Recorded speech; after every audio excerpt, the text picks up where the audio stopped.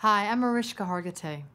When I started on Law & Order Special Victims Unit, violence and abuse had never played a significant role in my life. And then there I was, immersed every day in some of the worst that people can do to each other. But it wasn't just the scripts that pressed the tragedy of these acts into my consciousness. It was also the horrifying statistics and the letters and emails I began receiving from victims of abuse sharing their own personal stories. Domestic violence usually happens behind closed doors or hides in plain sight, beyond the reach of family, neighbors, friends, and co-workers who feel helpless.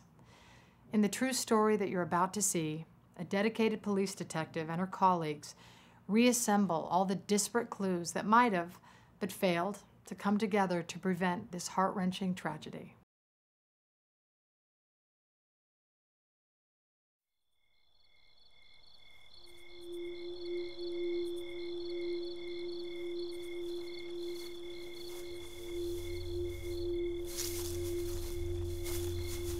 The ending of her life is the beginning.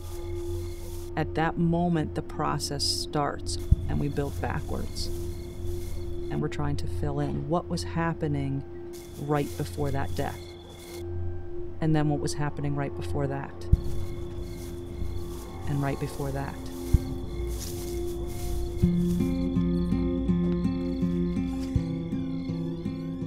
He seemed like a nice guy.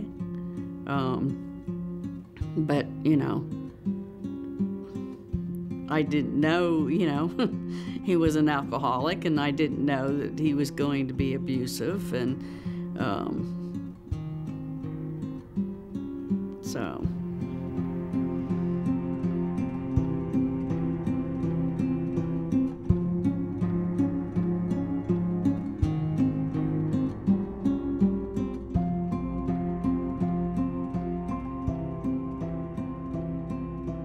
Everyone looks at the picture-perfect postcard of State College, and for the most part, that's really what it is. Central Pennsylvania is a very rural area, and then in the middle of this is this community that popped up around Penn State University. It's not a high crime area. I mean, you can walk to the grocery store at night if you wanted to. Because it's this idyllic community, they refer to it as the Happy Valley. Everybody's here happy. Nothing ever goes wrong in Happy Valley. But underneath of that, there is crime occurring, and there's violent crime occurring. And unfortunately, a lot of that crime is within households. In the last 2 years, my unit has handled over 500 cases of domestic violence.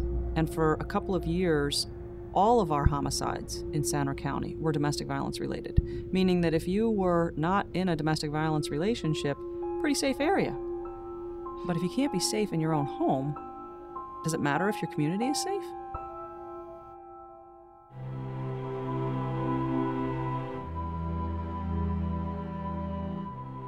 In 2004, we sat down and did the review of the death of Amy Homan McGee. Friends, family, and co-workers of Mrs. McGee were brought in to talk about that death. One person's talking about an incident that happened in '99, one person's talking about an incident that happened in 2000, another participant's talking about something that happened years before that. How could all of these things have been going on and she still died? And the only way I could get my brain around it was to try to sit down, lay it all out, and walk through the process of Amy's life. I tried to just dive into it and make it make sense to myself. And once it made sense to myself, it came together in this very streaming narrative of Amy's life.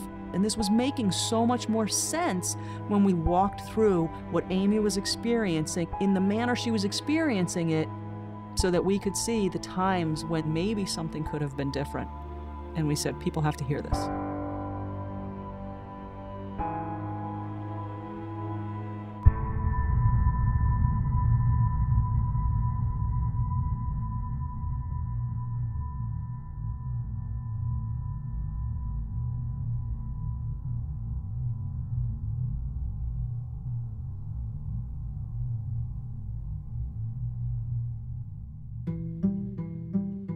You can tell. You can tell that some people are just there, and others, really pay attention to detail. And Amy's one of those. She always followed up. She always answered your questions. And I always thought Amy was very, very conscientious, very hard worker, intelligent young woman, to be doing the things that she wanted to do. Amy and Vince, I think this was the early part of their relationship. So I think the attention that he put forth, it seemed like very positive attention. She seemed to be excited about it, that he would stop in and ask where she was, and he was concerned about, her whereabouts, or he wanted to see her. So it seemed like, being younger and in love, it was a very positive thing at the time. So in 2004, we did a case review on a couple, Amy and Vincent McGee. At the time that Amy was graduating from Penn State, Vincent was coming back stateside and discharging from the military.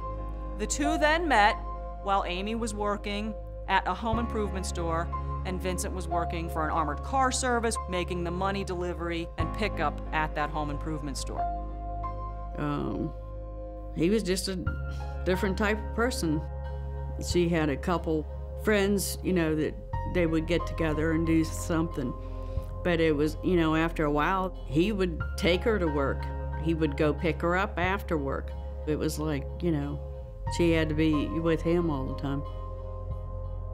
I just thought some of his behaviors that he exhibited, with the gun and the posturing and some of those things, I just thought he was a little bit off. But I didn't know him very well. Those were only behaviors that you saw when he would come in. In September of that year, the home improvement store sent a letter to the armored car service asking that Vincent no longer be the one who brings the money and picks the money up. And the letter indicated there was a conflict of interest. Now, when I talked to her coworkers, I asked them, what is this conflict of interest? What would happen when Vincent would show up there? And they told me that Amy would become very distressed. It would interfere with her work day.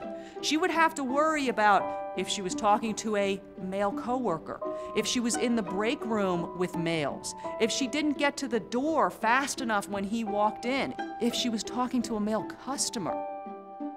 And I remember one specific time that it was at the end of an evening, and she appeared to be a little bit concerned about, she seemed to be anxious about Vince maybe not being there when he was in the store. And I just remember saying to her, Amy, you don't worry about that. I mean, you have a lot of life ahead of you, meaning that, you have a lot of opportunity. And she just kind of laughed it off and just said, that's Vince.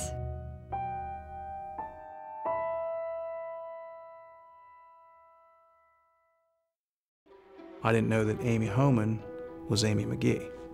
And a matter of fact, she had grown, so last I saw her was years before, but when she showed up with her father, of course, it all clicked into place for me that night. In December of 1998, she needs help.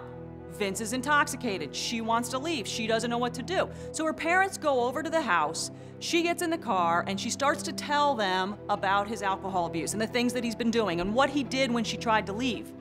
She, didn't feel safe. She wanted to leave, and he tried to, stop her when we left. And pulling away from the house, he took his fist and smacked the picture window and broke the one section of it. And her parents convince her to go to the police station with them. So they drive to the police station, and now she's in the car, in the police station, in the parking lot, and they're trying to convince her to go in and tell the police what is happening. She doesn't know if what the police can do will be better or will make it worse. And eventually the officer comes out into the parking lot, talks to Amy. Thankfully, he knew Amy since she was a little girl. We had a barbecue in the backyard, and I can remember Amy running around as a 5 or 6 year old. She was the apple of her father's eye. Being an only child, he loved her dearly, and it showed because she'd be running around and he'd be let her go for a little bit, and then he'd say, tell her to calm down or to, knock it off, and then he'd look at me and he'd smirk, just because they're so full of energy. But initially, I'm not sure that Amy even wanted to come to the police. She didn't know what to do. She called her parents, and they came and got her, and then Mr. Homan just brought her right over to our station.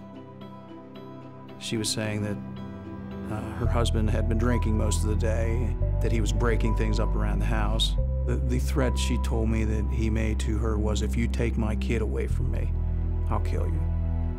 And at the time, there's a condition on that threat, and the DA would not prosecute those type of threats. So after speaking with her, I strongly urged her to get a PFA. So the officer takes Amy before a local magistrate, and an emergency protective order is issued by the judge. And that order calls for the relinquishment of his weapons and the eviction of him from the residence, and directs that he have no contact with Amy until there's a hearing or a continued order.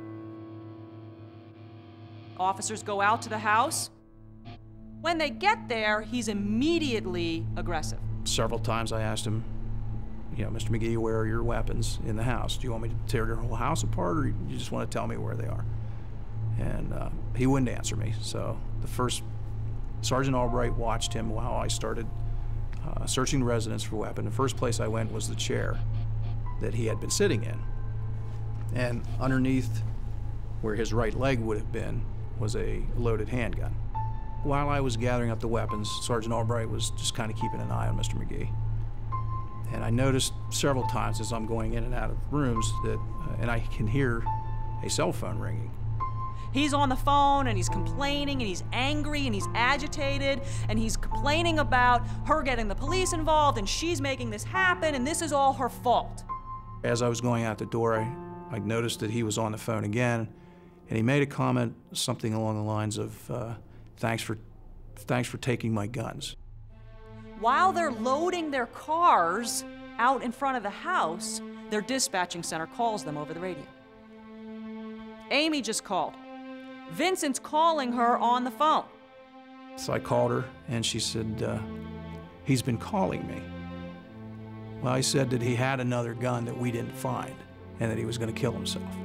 And why are you doing this to me? Why'd you take my guns from me? Well, that's the comment I had just heard him make. The judge said, don't have any contact with her, and while we're still here, you're calling her and continuing this abuse? So they go back inside, and they violate him on that protective order. At the hearing the next day, the judge says, yes, you are in contempt of court, and holds him accountable for the time he spent in jail. No additional jail time, but time served. I believe this was the first time that she actually took a step that night to protect herself and her child. So that was a huge step for her to take. And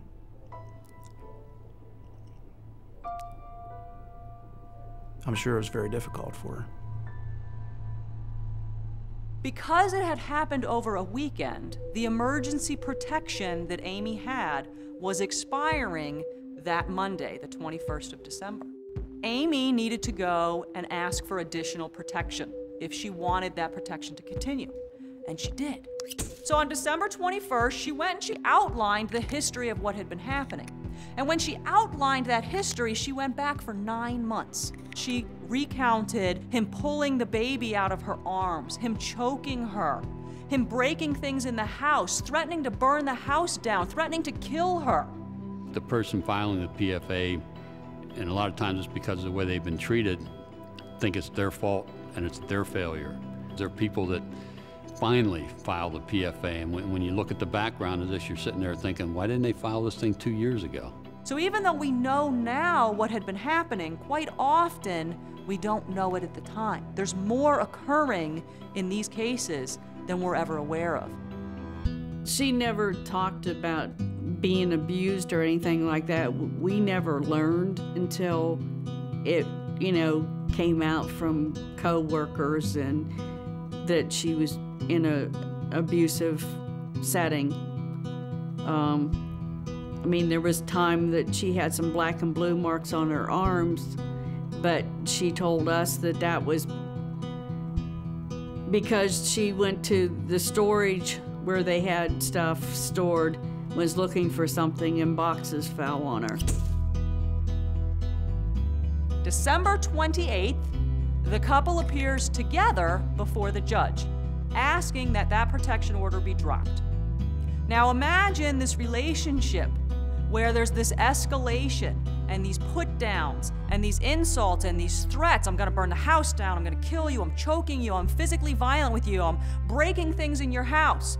And now you're sitting next to me in the courtroom and I'm telling you, tell the judge you're not afraid of me. Tell the judge he should give me my guns back. So Amy's stuck.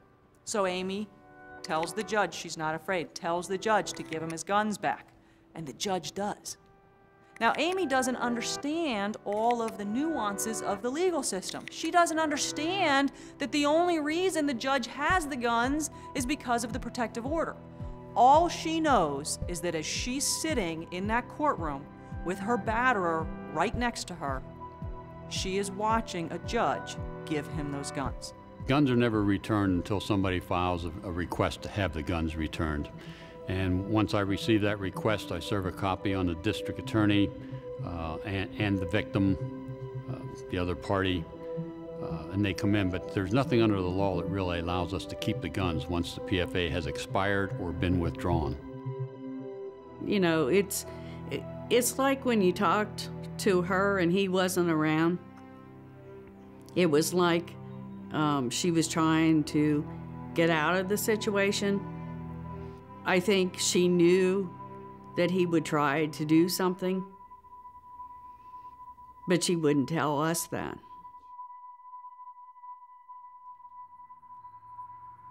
The couple's now living in Uniontown. They've moved to Uniontown from the State College area because Vincent's family is in Uniontown. In October, Pennsylvania State Police gets involved. In the Bedford Barracks, they're called to an incident that occurred on State Route 220. While they're in the vehicle, a heated argument starts. That's right out of the police report, a heated argument. And in the course of that argument, Vincent takes a handgun, discharges it into the passenger window of the vehicle. Amy's driving the vehicle, and the baby is strapped in a car seat in the back of the car. When they take Vincent into custody, they take him before a magistrate, and he is lodged in the local jail for $5,000. But the interesting thing about the date that happened, October 18th, was supposed to be Amy's first day at work at a new job. Now, thankfully, her employer did extend her training day, and they let her continue and complete her training starting a little bit later. I think one of the first indications I had that there was abuse with Amy was she could never be working alone with a male. And then just the things that Amy would have to do. She had to report in when she left for lunch. And by report in, I mean she had to call to her husband. She had to call when she got back from lunch. So he had to know where she was at all moments of time. She had to miss work a few times because of Vince, or she had no one to take care of her children because he had done something. As an employee, she performed her job very well. In January of 2000, an employee at the phone store documents with his employer, Vincent keeps calling and calling here. It's interfering with our workday. We don't know what to do. It's interfering with the business of the store. He called into the store and asked to speak to his wife. She had just left for lunch. She didn't call him like she was supposed to, and she turned her phone off because she didn't want to talk to him. So she was at lunch, he called into the store, and I said, okay, I'm sorry, she's at lunch. And he said, well, go get her. And I said, well, no, she's left the store, she's at lunch. The next thing, another line in the phone rings, in the store rings, I should say. Another employee answers the phone, and it's Vince on the phone with her asking to speak to Amy. And she starts to explain the same thing. She's not in the store, she's left for lunch, and we're both talking to this guy at the same time. So he's got his, probably his cell phone and his home phone going, calling the store, looking for her. And I had mentioned to him at that time that he needed to stop calling the store like this for her. He was disrupting business and he was going to get her in trouble.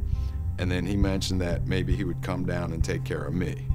Meaning, you know, I won't use the the rest you can fill in the blank. So I thought, boy, this is really something. In March, Vincent's granted ARD. And in the court system in Pennsylvania, ARD means Accelerated Rehabilitative Disposition. And basically that's a really fancy way of saying, if you be good for 18 months, we'll erase this like it never happened. And this is for shooting a gun off in a car, in a moving car, on a state highway. What was the court system thinking? Why would they agree to throw this away? They didn't have any choice. This is the best they could get because Amy was not able to testify. And you'll never hear me in any of my cases that I prosecute talk about a victim who won't testify. Because if we could guarantee a victim that they would be safe, that the outcome of the court case would be better for them, then I believe that a victim would testify.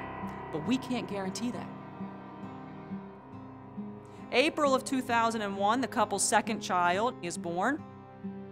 In June, they got in an argument. Vincent was intoxicated, and when Amy tried to leave, Vincent jumped in the bed of the truck. So she drives to the police station to ask for their help in her toddler child, and her infant child escaping to State College to her parents' house. So the officer separates the two, drives Vincent back home, and allows Amy to continue on to her parents' house. In August, the Uniontown police are dispatched to the local hospital. Amy is at the hospital with a broken nose. She tells the officers that her husband, Vincent, punched her in the nose in an argument. The officer doesn't arrest him, but does give Amy some information about protective orders and tells Amy to call the Uniontown police if the problems continue when she gets home. A few days later, Amy goes to another doctor for a follow-up appointment for the injury to her face. She tells them she got hit in the face with a softball. Now think about this. When you're the victim of domestic violence and you finally have the courage to disclose to a police officer in a hospital bed what happened to you, and nothing changes, are you going to keep telling the story?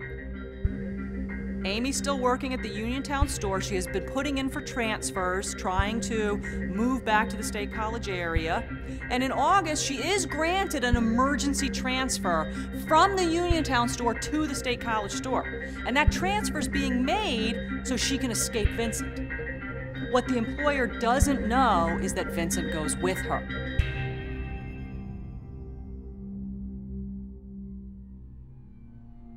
You know, like when she came back to State College, she had told us it was her and the kids coming.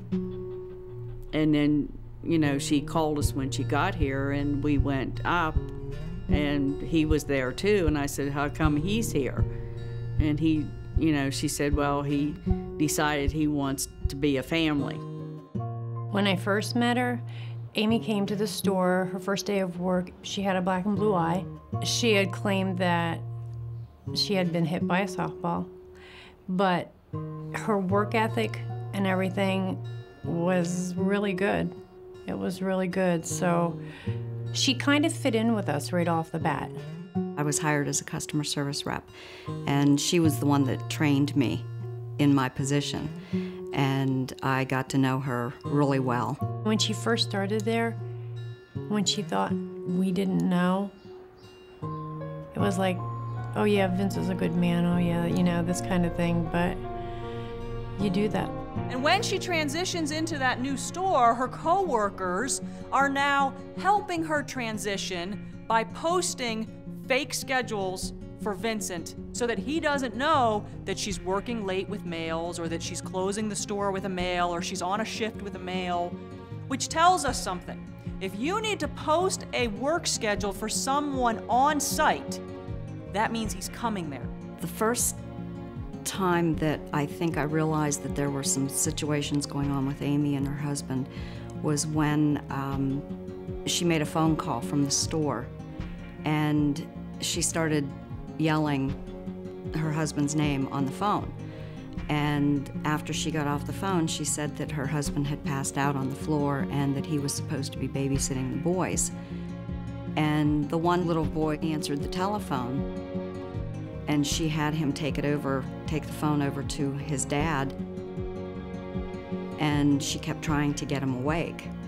and she left the store a little bit after that to go home and get the boys and take them to her mom's. You can't force a person that's being abused to come forward. One, because they're scared. Two, because they have no self-esteem. And three, they don't know if other people are going to believe what they're saying. So I had told her my story. And I had told her that I actually had just left in April of that year my husband of 21 years of domestic violence. It was funny. I guess I wanted Amy, when I learned about her, I wanted her to experience the happiness that I felt, believe it or not, the morning that I left. The one time that really stuck out in my mind was the time that she came in and she had bruises across both of her arms. And she said that she was pulling something off the top of a shelf in the closet and it fell down and hit her. And later she admitted that he had hit her with a baseball bat. And it did kind of affect not her, the way she worked when she was at work, but like she would be late, or she would have to leave, or she would call off, or, you know, you could just kind of see the signs without her actually coming out and saying, you know, that this was going on. I mean, she did talk about Vince's drinking, but she always denied the abuse, you know, the physical part of it and everything. Until one day that she finally had told us that she was not hit by a softball, that Vince had done it. And I think maybe that was a turning point for Amy. In September 1st of 2001, Amy's father, Garth Holman, calls the State College Police. And he calls the State College Police because he needs help with his drunk son-in-law. And he tells the police, he's drunk, I want him out of here, I want him out of this house, I own this house and I don't want him here anymore. Well, the couple has lived there together for 3 weeks. This is Vincent's home. We can't kick Vincent out of his home because he's drunk. So we assist Amy in leaving with Garth, with the 2 children, and going over to her mom and dad's house. So at that incident on the 1st of September, when we were out there and he was intoxicated, he relinquished 1 handgun to State College Police for safekeeping due to his intoxication. Remember, he's been on probation since he shot that gun off in the car. So when we check his probation status, we find out from the probation department in Bedford County that we just missed it. He just came off of probation and we did not catch it in time to violate him on his probationary status. We don't have any lawful reason to keep this gun from him under the current gun laws, so we have to give it back to him. He would follow her all over the store, and then if she made him leave, then he would call the store constantly. Every couple minutes, if we picked up the phone, it was usually him, and we would say that she's busy with a customer. We just wanted to be friends. We just wanted her to be able to come to us and feel like she had someone to come to, feel like she had friends. Probably about middle October, and she had started to contemplate ways to end the relationship and get out. She said that she had made the move to State College to get away from Vince, but he followed her here. He was so controlling, so just always there, you know what I mean? Even though he physically wasn't there, to Amy, he was like always there because he was like on the phone calling, or she would have to call him.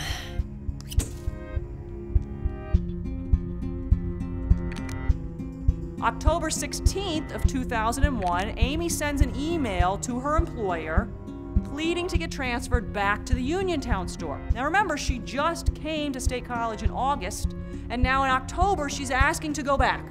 And the email sounds very distraught and it's stressed, and there's a tone of desperation in this email. And she's describing her dad and Vincent getting into it again. and saying that she's stuck in the middle, and she's thinking that if she can get back to Uniontown, maybe Vincent will calm back down. The employer gets back to her on October 21st and says, "I'm sorry, we cannot transfer you back to Uniontown until the State College store is up to full staff."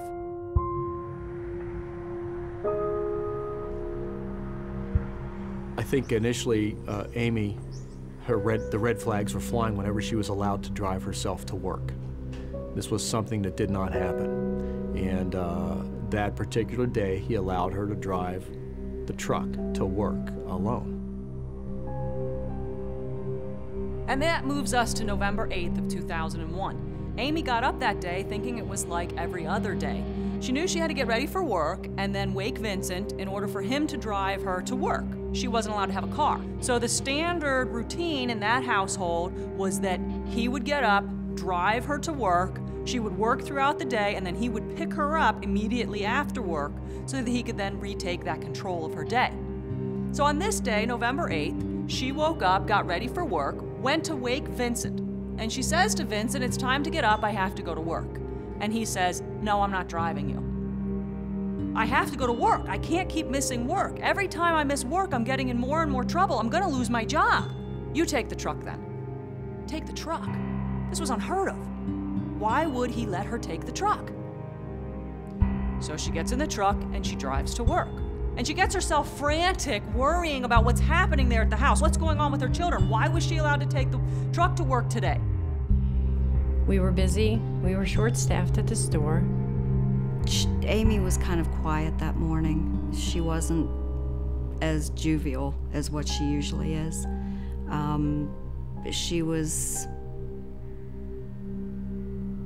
She seemed concerned.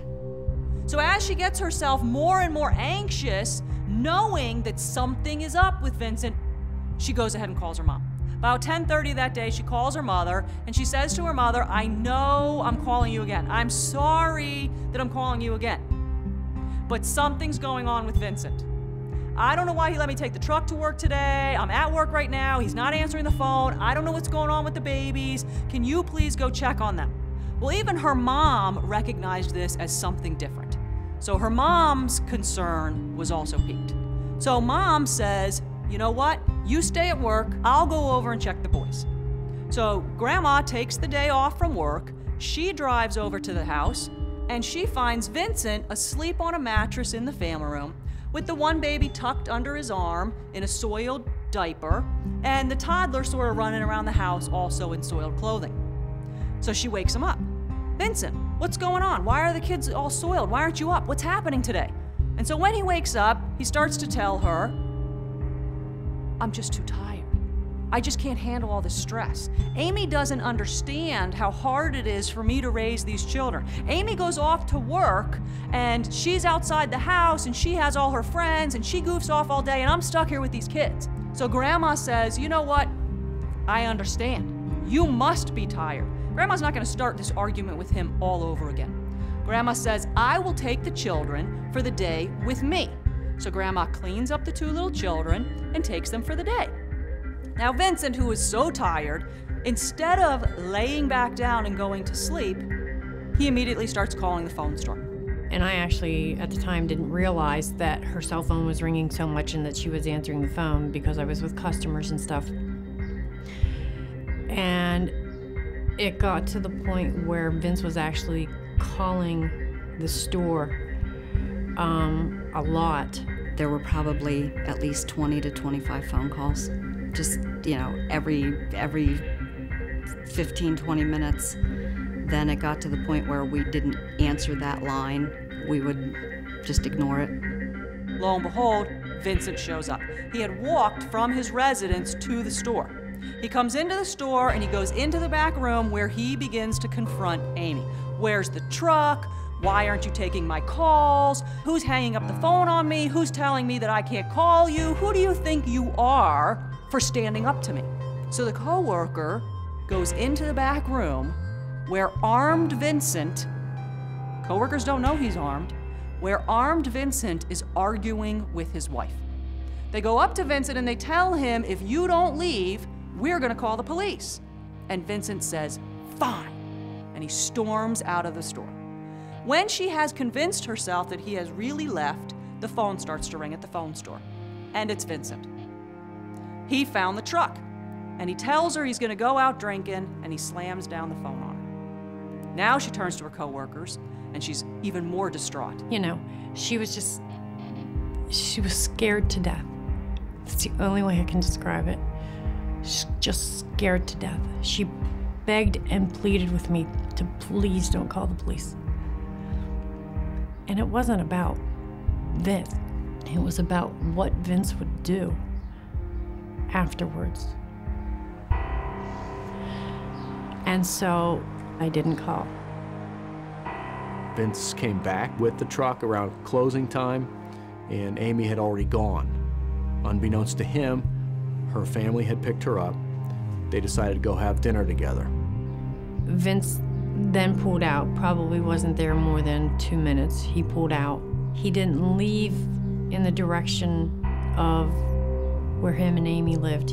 And I sort of figured that he was headed to find Amy. I just kept trying to call her. I kept trying to call. I probably called like 4 or 5 times. And her phone just kept going to voicemail. I couldn't let her know. I wanted to let her know that Vince was probably headed that way. And I didn't hear anything else. So he drives directly to the restaurant. And when he gets to the restaurant, he goes into the table where Amy and her parents and her 2 young children are eating dinner. And he goes right up to her at the restaurant and he begins to confront her again. And she says, "Enough. I can't do this anymore." And she tells him, "You have until tomorrow to get out of that house. You call your brother, you call your sister, you call whoever you need to call, but you tell them to come get you and come get your stuff and get out. It is over with us. I am done. I'm taking the boys and I'm going to my parents' house, and that's where we're staying until you get out of there." And he says, "Fine." And he storms out of the restaurant. So she turns to her dad and she says, "Hey, can we stop at the house? I need to go in and I need to get some things for the babies." And they drive back to Amy's house so she can go into the house and get all the things that a mom would need to take care of her babies at Grandma's house for a couple of days. So when they pull up to the residence, Amy gets out of the car while her father and her mother and her 2 young babies sit in the car. She goes into the house to get diapers and onesies and bottles. And then her parents and her children wait. And no one knew Vincent was inside the house. He had parked the truck inside the garage. And she's in there for 5 minutes.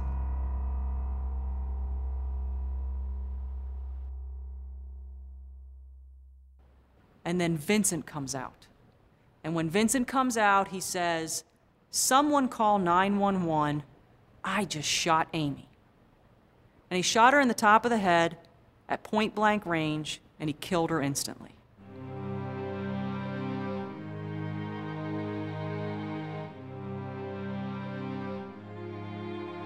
And when we hear a story like this, every time I tell this, I think to myself, make it end differently. Make it end with a happy ending. And I can't, because this really happened in the life of Amy Homan McGee. And so we have to ask ourselves, what can we do as a community to change the ending for another victim?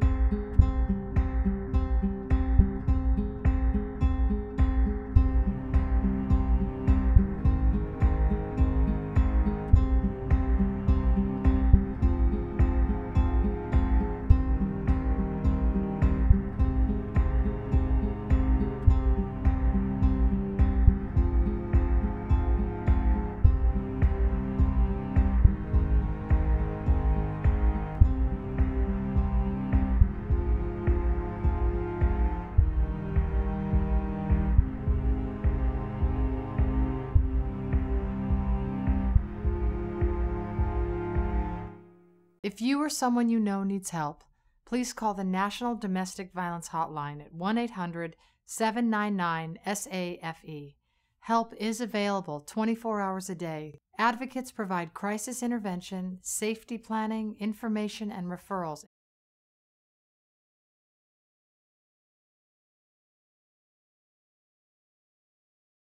Share this film, discuss it with others, and please visit telling.psu.edu to start the conversation in your community.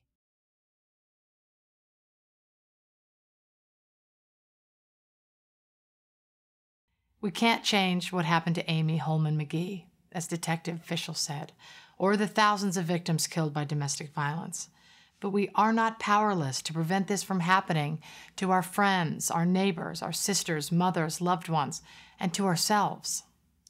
I am joined by Cheryl Cates of the National Domestic Violence Hotline and a leading expert on the issue of domestic violence. Welcome, Cheryl. Thank you, Mariska. Wow. When you see that video, it's just Amy's story is so heart-wrenching. I think that when we watch a show, a documentary like we've just seen, and you think like, how did this happen? How could it have happened?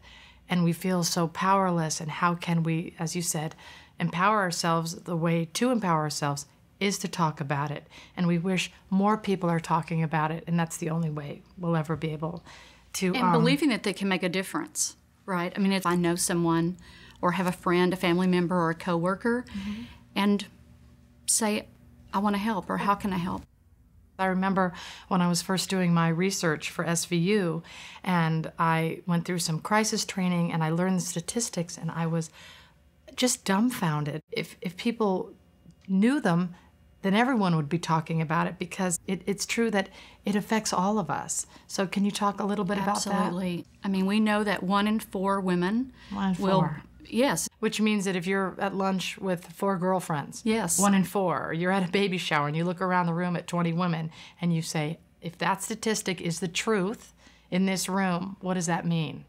And I looked at, in my own family where we have 4 girls, and one of my sisters has been abused. And I think that that statistic comes alive at that moment. It's not just someone else. It's my family, it's your family. Domestic violence can happen to anyone, any race, any age, sexual orientation, religion, gender. It also can happen across all socioeconomic backgrounds and education levels. There's often a question about men. Are men abused as well? And yes, they are. But the vast majority, 85%, are females. What is the impact of a child growing up in a violent household? When they're exposed to violence, in the home, I think children, it has a profound impact on them. And we know that, there's 3.3 million children who are affected by domestic violence. So before we get into those statistics, may I ask you, just for clarity, what is exactly domestic violence? Can you tell us, really define it for us about what it is? Well, it's a pattern of behavior where someone uses power and control in any relationship and against their intimate partner. It's physical, it's emotional, it's sexual, it's psychological, it's economic. It may be where someone actually threatens and terrorizes another person. And creating... I just want to stop you for 1 second, because I think that's something that people need to hear. If somebody threatens you or intimidates you or uses a weapon or touches you in an unsafe way, that is abuse. Right. That is not normal behavior. And if somebody is treating you like that, even though you're used to it, it's not okay. Right. And it's not normal, and it needs to change. And we urge you to tell someone. And we do want them to tell someone. I mean, if they can, there are shelters all across this country, and they do such wonderful work. And they're here 24/7. They are here to do counseling and legal services and create an environment for their lives to change, for hope to happen. And they do an amazing amount of advocacy on behalf of the victim and make sure that they're safe. Well, another thing that I hear over and over from survivors of abuse, domestic violence, the fact is they feel alone because of the shame and the guilt. And they need to know they're not alone. They're not alone. And they're not alone. And the 1 in 4 statistic proves that. Right. And I think one of the things that we again tell them is that reaching out to someone for help is critical. We know that oftentimes it takes a tremendous amount of courage. It takes a tremendous amount of courage to reach out and make that first phone call. And they feel that it is their fault, which it is so not. And I think it's so important to be non-judgmental about it. And I think it's hard for people because they don't understand it. And there does seem to be a lot of judgment toward the victim. Why didn't they just leave? Why are they still staying in a relationship? I would never put up with that if somebody was treating me that. And I just get that question over and over. Why doesn't she just leave? And I think so many times it's women that truly feel that they do not have an option, and that is why they stay. Especially if they're financially dependent on the husband. How are they going to care for the children? How are they going to eat? But I want to ask the question this way, not why didn't she leave, but why does the abuser choose to abuse? And, I have a story for that in terms of what I've heard from men who perpetrate violence, and I actually was in a class with a man who was talking about, what he had done to his partner, where he had actually taken her head and put it into a bureau or a dresser, and he said, I can do this. I have the right to do it, and it works. When I tell her to shut up, she now shuts up. And also, he said, and there's no consequences. And that to me was one of those moments where I thought to myself that we have to change that thinking of a person who is perpetrating violence. That they can't do that. We're not going to tolerate this. We are not going to allow this to continue. We're not going to keep blaming victims because they want the violence to stop. And they love the person. They want the abuse to stop. They don't want the relationship to stop. I've even heard people say they deserve what they get. Wow, I don't even know how to respond to that. So that's something I wanted them to say is that, we as community members can step in and make a difference. Mm-hmm. And even if they don't leave, let's try to reserve our judgment so that we can respect their decisions and the timing that they have because they know more than we will ever know. It's not an easy answer, but there is, I think, an answer for communities to be more involved, get more educated, be a listening ear. Think about ways that you could have made a difference in Amy's story. It's simple. It's reaching out. In terms of the other day, I was at picking up my clothes at the cleaners and seeing a woman with a black eye and 4 marks on her arm, and just taking a moment to let her know that if there's somewhere you need to go, I have a 1-800 number, and there's someone who can help you there. We, as a community member, have to say that if my neighbor is abusing their spouse or their loved one or intimate partner, that we have an opportunity to make that call to the police department or to say, hey, I heard something going on last night and I'm not okay with this. Well, I'm worried. I wanted to ask you about that. I think that is such a difficult thing for people that they're so scared of. I mean, if you suspect something that is going on with friends of yours, right? And you're close with the husband and you think he's a great guy, but you've noticed that he's being disrespectful or he yells at her or he threatens her in public, and then you say to yourself, well, if he's doing that in front of us, what is he doing when they're alone? So how can people... people are scared. What if they're wrong? What if I'm right? Who am I to get involved? It's not my business. But it is our business. It makes our neighborhoods unsafe. It makes our families and our homes unsafe. So I think that's important that we take the opportunity to say something. If nothing else, give a card of here's where you might can get some help, or is there some things going on in your relationship that I'm here for you to talk, or when you're ready, I'm here for you. And I'm telling you, they will come back to you. They will see you, that you've heard them, that you're not leaving them alone, that they can trust you with these most vile secrets sometimes, where they've been not only physically abused, emotionally abused, psychologically abused, and sexually abused. And when that all happens to you and you're trying to decide, am I going to leave or am I going to stay? Can I trust this person with my life? Because this person who is my intimate partner who says they love me is the one that's hurting me the most. And how can they trust anyone, what you just said? If the person who says, I love you, if the person who they're supposed to trust the most and garner that support and love from, you know, is betraying them, how confusing. That's like getting the rug pulled out from you every day. I mean, just in watching, you know, the movie, and I know I keep going back to this word complexity, but I just find it so key, because when you're watching the movie and the way Vince wanted to drive her to work and everything, at first you're thinking, oh, that is so sweet at the beginning. And especially imagine, you know, a young girl that has never had this kind of attention before, and he wants to be with her every second, but she works, so he thinks, oh, you know. It's actually controlling behavior. I always say to young girls I meet to trust their gut, to trust that intuition, and if ever they're in a situation when they don't feel safe, get out. Absolutely. And I think that those are great words. See, you just said it. This is what a community member can do. This is what each one of us can do. You're saying the most important thing is for us to acknowledge them, to remind them about their strength, to listen to them, let them know that the abuse is not their fault. And not okay. And not okay. We can make this happen together. We can prevent domestic violence. We can stop it. I remember a participant on one of our programs for the Joyful Heart Foundation trip once said that it was her first time that her body didn't feel like a crime scene. And I just remember how that stuck with me, and I thought, you know, nobody should ever feel like that. So I have the same ambition for all women who are being abused. What can we do collectively to solve this? As members of the public, we can donate our time and our energy in terms of volunteering, knowing what your public officials think about this issue. What do they vote on this issue? That is critical. And be sure you know the resources in your community.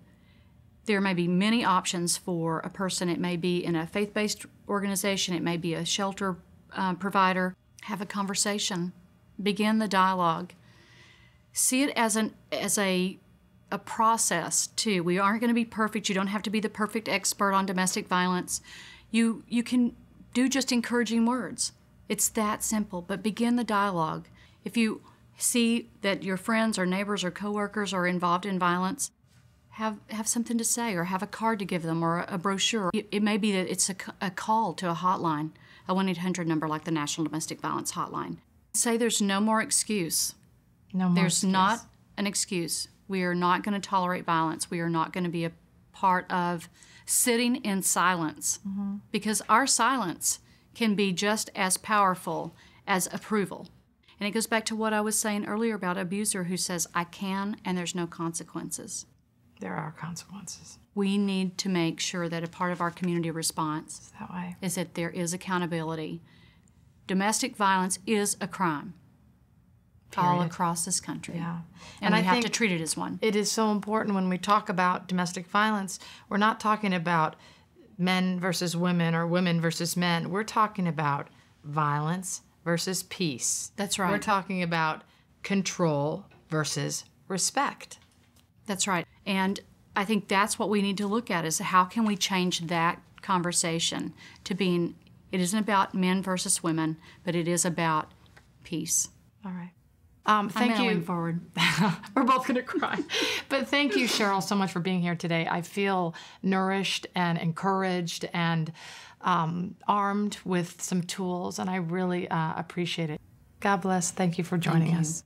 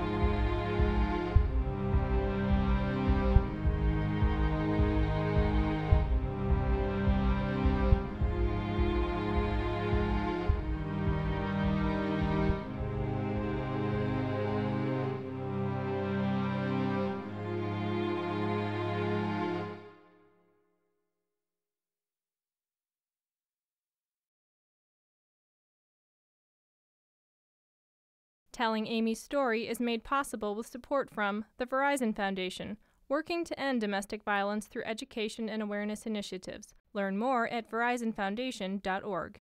And Verizon Wireless Hopeline program collects wireless phones and turns them into support for victims of domestic violence.